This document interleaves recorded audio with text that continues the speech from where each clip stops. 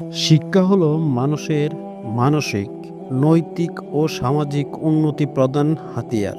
এটি জ্ঞান অর্জন, দক্ষতা উন্নয়ন এবং মানবিক মূল্যবোধ গড়ে তোলার একটি প্রক্রিয়া। শিক্ষা শুধু পাঠ্যপুস্তক অধ্যয়নের মধ্যে সীমাবদ্ধ নয়, এটি জীবনের প্রতিটি ক্ষেত্রে শেখার একটি চলমান প্রক্রিয়া। তাই শিক্ষা সম্পর্কে 10টি উক্তি এই ভিডিওর মাধ্যমে তুলে ধরা হলো। নাম্বার 1, তুমি আমাকে শিক্ষিত মা দাও, আমি তোমাকে শিক্ষিত জাতি দেব। নাম্বার 2, টিয়া পাখির মতো মুখস্থ করে বড় বড় সার্টিফিকেট অর্জন করে বড় বড় চাকরি পাওয়াকে শিক্ষা বলে না। শিক্ষা হচ্ছে সেটা যা একজন মানুষের ভেতরে কুশিক্ষাকে দূর করে সমাজের পরিবর্তন এগিয়ে আসার উৎসাহ যোগায়।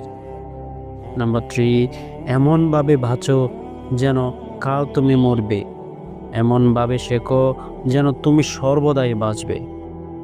নাম্বার 4, যারা কাপুরুষ তারা ভাগ্যের দিকে চেয়ে থাকে, পুরুষ চায় নিজের শক্তির দিকে। তোমার বাহু, তোমার মাথা তোমাকে টেনে তুলবে, তোমার কপাল নয়।